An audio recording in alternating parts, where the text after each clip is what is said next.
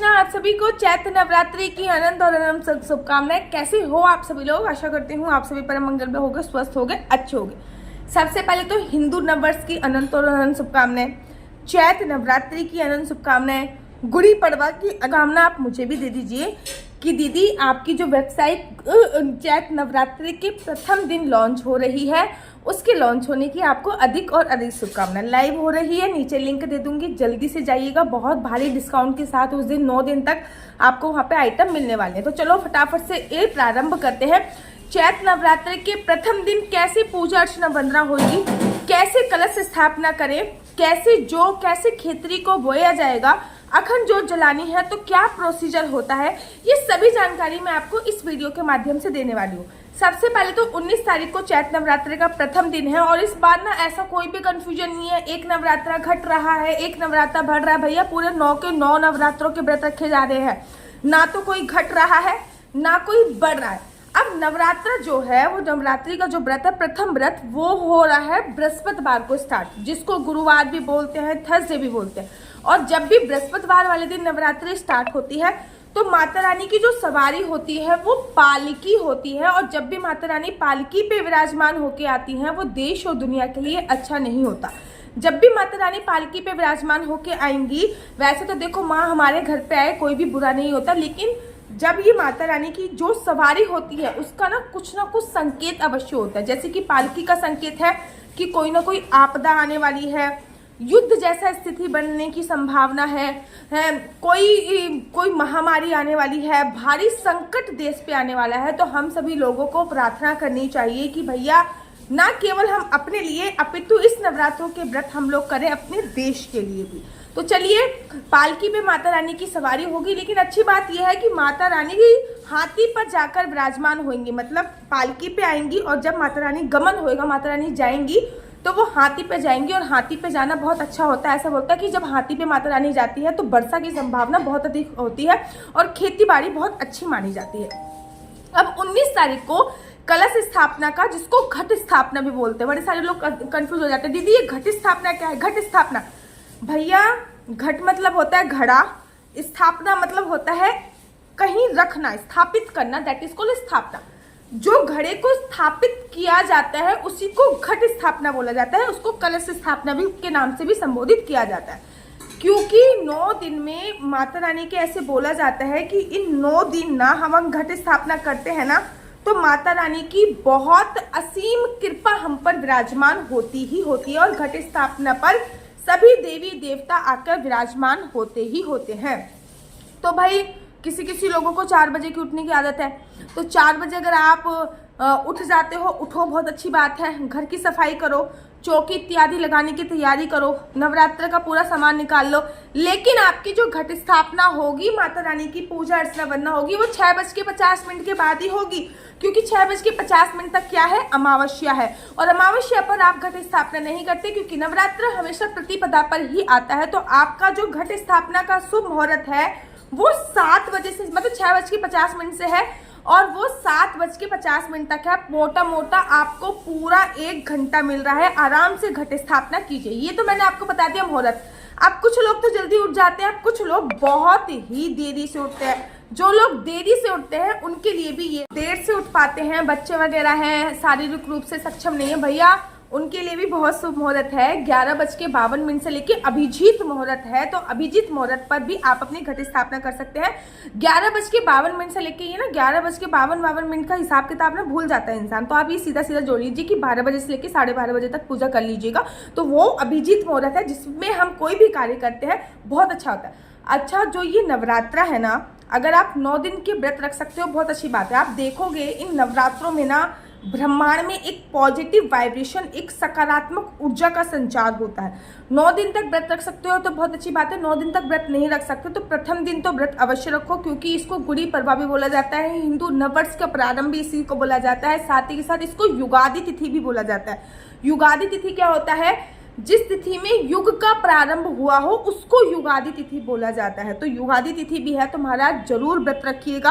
और अगर आप व्रत नहीं कर सकते हो तो कम से कम लहसुन, प्याज, मांस, मदिरा का सेवन बिल्कुल बंद कर दीजिएगा।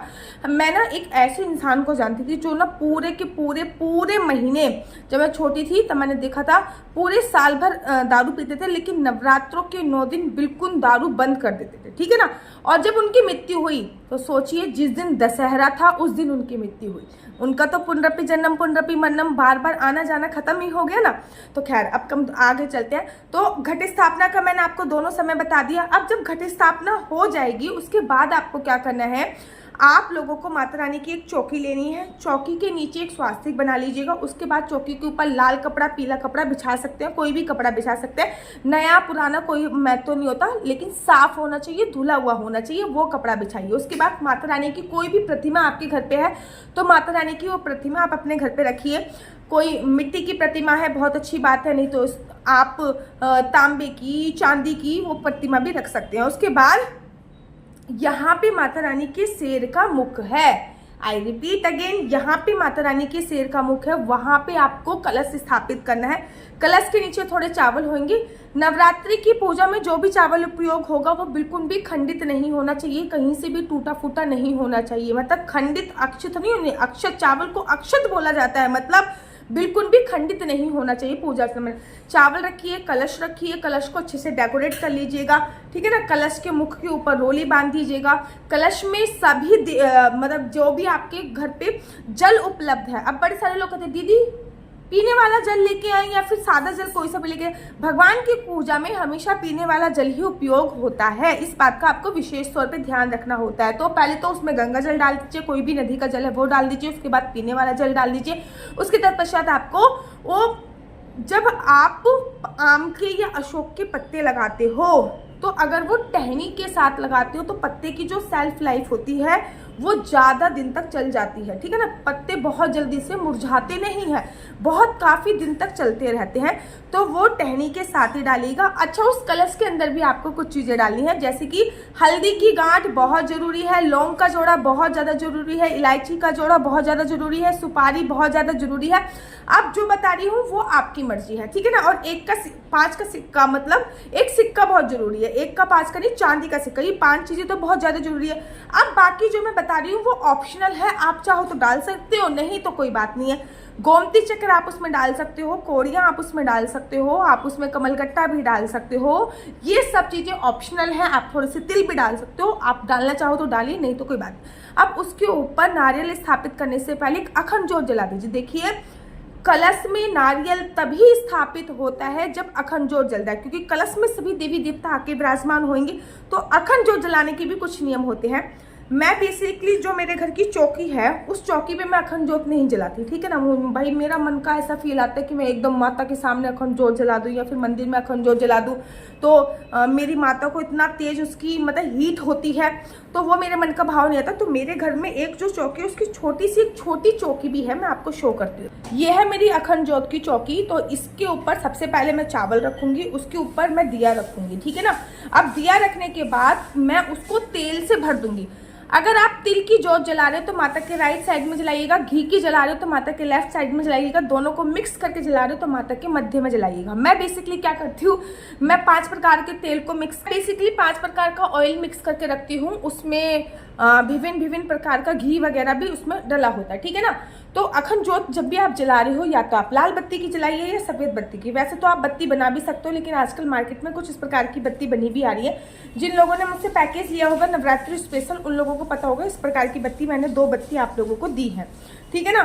तो ये बत्ती बहुत अच्छी होती है, बहुत ईजिली ऊपर निकल आती है। जब भी आप अखंड ज्योत जला रहे हो प्लेकर का उपयोग जरूर करो, प्लेकर, ठीक है ना, उससे ही अखंड ज्योत ऊपर की जाती है। लेकिन आजकल तो बहुत सारी बत्तियां आ गई हैं जिसमें आप अखंड ज्योत ऊपर कर सकते हो। उसके तत्पश्चात आप लोग अखंड ज्योत जला दीजिए, कलश स्थापना कर दीजिए। जौ बोने के लिए कुछ इस टाइप के बर्तन ले लीजिए। इस टाइप की जब आप बर्तन लोगे ना तो इसके बीच में स्वास्तिक बनाइए, इसके चारों तरफ रोली लगा दीजिए, बिंदी बिंदी 9 रोली लगा सकते हैं। इसके बीच में स्वास्तिक बनाइए, थोड़ा सा रेत डालिए, जौ बो लीजिए। जौ को 1 रात पहले पानी में डाल लीजिएगा, ताकि अगले दिन जौ जब आप बो तो वो उसके अगले दिन ही फूटना चालू हो जाए, निकलना चालू हो जाए, ठीक है ना। जो आपने बोल दिया, कोई कोई तो इसके अंदर ही भी कलश स्थापना कर लेता है, मैं नहीं करती बेसिकली, लेकिन कोई कोई करते हैं, वो भी ठीक है, गलत नहीं है वो प्रतिक्रिया भी ठीक है, ऐसा नहीं है कि वो गलत होगा। उसके बाद अब माता रानी की पूजा अर्चना बनना प्रारंभ होगी। याद रखो, चौकी पर नवग्रह बहुत जरूरी होता है। नवग्रह का एक चित्र आपके घर पे हो तो वो रख लीजिए, नहीं तो नवग्रह जरूर बना लीजिए। चौकी पे गणेश जी बनाने बहुत जरूरी होते हैं और माता रानी की 3 पिंडियां जरूर बनाई जाती हैं। आप 3 पिंडियां सुपारी की बना सकते हो, मिट्टी की बना सकते हो, गोले की बना सकते हो, उनको बहुत अच्छी तरीके से डेकोरेट कर सकते हो। अब माता रानी की पूजा अर्चना बनना में हव्य और कव्य बहुत जरूरी होता है। हव्य कव्य क्या होता है? हवन करने की जो प्रतिक्रिया होती है, माता रानी को भोग लगाने की जो प्रतिक्रिया होती है, उसको हव्य और कव्य प्रतिक्रिया बोलते हैं। हवन किया जाता है, हवन में आप गाय का उपला लेते हो, गाय के उपले के ऊपर थोड़ा सा कपूर डालते हो, उसमें 2 लौंग आपको डालनी होती है, सुपारी डालनी होती है, लौंग डालनी होती है, इलायची डालनी होती है और माता रानी का जो भी पसंदीदा भोग होता है वो डालना होता है। कहते नहीं, माता रानी सुगंध से सब कुछ ग्रहण करते हैं, सभी देवी देवता सुगंध से ही सब कुछ ग्रहण करते हैं, तो वो डालना होता है। लौंग जरूर डाले जाते हैं माता रानी की पूजा में। आपने जब आरती करते हो तो आपको आता है ना आरती में लौंग, सुपारी, ध्वजा, नारियल, ये बोला जाता है ना, तो लौंग सुपारी माता रानी की पूजा में विशेष महत्व होता है। एक थाली, बेसिकली मैं एक थाली बनाती हूँ, उस थाली में मैं बहुत सारी चीज़ें रखती हूँ जो मैं हव्य कव्य में डालती हूँ। अगर आप चाहोगे तो मैं शॉर्ट वीडियो में वो थाली बनाकर आप लोगों को दिखा भी दूंगी। उसके बाद आपने हवन कर लिया, उसके बाद माता रानी को श्रृंगार का सामान पूरे 9 दिन में से 1 दिन तो श्रृंगार का सामान समर्पित जरूर करना है। इस दिन माँ शैलपुत्री की पूजा अर्चना वंदना की जाती है, उनको देसी घी का भोग लगाया जाता है। देसी घी का भोग लगाकर आप भी देसी घी का पान कर सकते हो। याद रखिए, माता रानी को पीले रंग के वस्त्र बहुत प्रिय थे, तो इस दिन अगर आप पीले रंग के वस्त्र पहन के पूजा अर्चना वंदना करते हो तो बहुत ही सर्वोत्तम होता है। फिर माता रानी की आरती कीजिए, घंटी, थाली, शंख जितना ज़्यादा बजा सकते हैं वो बजाइए। माता रानी को ना गुलाब की इत्र की खुशबू बहुत ज़्यादा समर्पित होती है। जब भी आप पूजा अर्चना वंदना करें, जो आपने जो बोए हैं उनमें बत्ती जरूर घुमाइए।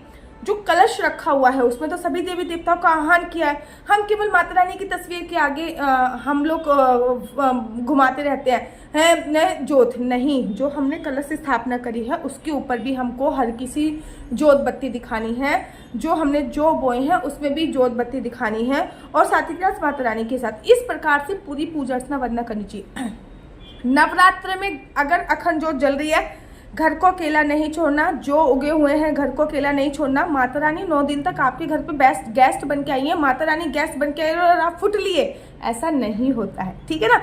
विशेष तौर पे ध्यान दीजिए। घर के मुख्य द्वार पे 2 दीपक नवरात्रों में जरूर जलाइए और नवरात्रों पे संभोग क्रिया करने से बिल्कुल भी बचिए। तामसिक चीजों का उपयोग ना कीजिए। व्रत रखा है लेकिन गुस्सा कर रहे हो तो ऐसे में आपका व्रत जो है वो खंडित हो जाता है। तो मेरा नंबर आपको नीचे स्क्रीन पे दिख रहा है, मेरा नंबर है 4 बार 9 20 25 65। आई रिपीट अगेन, 4 बार 9 20 25 65। आपका बच्चा जॉब करेगा या बिजनेस करेगा? बिजनेस करेगा तो किस फील्ड में बिजनेस करेगा?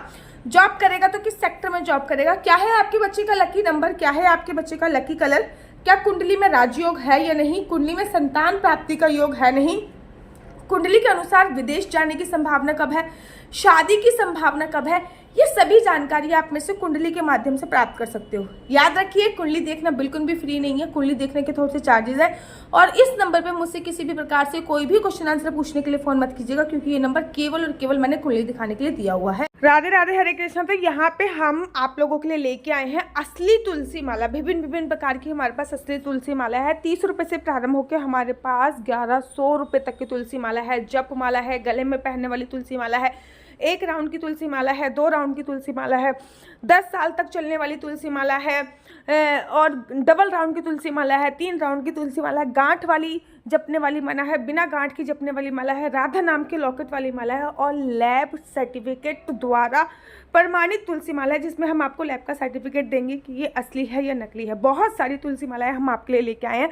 न केवल हम आपके लिए तुलसी माला का कलेक्शन लेके आए हैं, अपितु लड्डू गोपाल की असली तुलसी माला जिसपे राधा नाम का लॉकेट है, लड्डू गोपाल के लिए वैजंती माला, लड्डू गोपाल के लिए चंदन माला भी हम लोगों के लिए लेके आए हैं।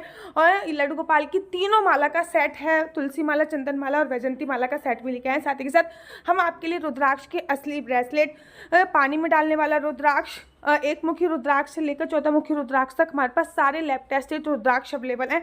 आप हमसे ओरिजिनल रुद्राक्ष मंगा सकते हैं। ना केवल हमारे पास रुद्राक्ष अवेलेबल है, अपितु हमारे पास कानों में पहनने वाले राधा नाम के असली तुलसी के इयरिंग्स भी उपलब्ध हैं, जो कि अलग अलग डिजाइन अलग अलग तरीके से आप लोगों को प्राप्त हो जाएंगे। ये राधा नाम के असली तुलसी के कानों के इयरिंग्स हैं और इसमें बहुत सारी वैरायटी हमारे पास उपलब्ध है। आप जल्दी से जो नीचे नंबर दिया गया है उस पर संपर्क करके अपनी चॉइस से कोई भी राधा नाम के इयरिंग्स अपने लिए ले सकते हैं। उनके प्राइस बहुत ही सस्ते हैं, 150 रुपये से फ्री हो 150 रुपये से स्टार्ट होकर मात्र 200 रुपये तक है। और ये है राधा रानी और भगवान श्री कृष्ण जी के चरण, जो आपको अपने मंदिर में जरूर और विभिन्न प्रकार की अलग अलग तुलसी मालाएं आप लोगों के लिए उपलब्ध है। 30 रुपये से प्रारंभ होकर 1300 रुपये तक की तुलसी मालाएं आप लोगों के लिए उपलब्ध है। हम आप लोगों के लिए लेके आए हैं श्रीधाम वृंदावन की रज, 8 प्रकार की रज इसमें उपलब्ध है। न केवल एक सेवा कुंज की, निधि कुंज की, ललिता कुंड की, राधा कुंड की, कृष्ण कुंड की, निधि वन की, यमुना जी की, 8 जगह की ब्रज रज इसमें आपको उपलब्ध हो जाएगी। ऑर्डर जल्दी से जल्दी नीचे दिए गए नंबर पर करिए, हमारे पास लिमिटेड स्टॉक है। राधे राधे हुआ है। अगर आपको मेरी वीडियो अच्छी लगती है तो आप अपना यूट्यूब चैनल हरि बोल को लाइक शेयर सब्सक्राइब करना बिल्कुल भी मत भूलिए। तब तक के लिए मुझे दीजिए इजाजत। राधे राधे, हरे कृष्णा। आप सभी को नवरात्रि की अनंत और शुभकामनाएं। माता रानी की असीम कृपा आप पर बनी रहे। राधे राधे, हरे कृष्णा, हरि बोल।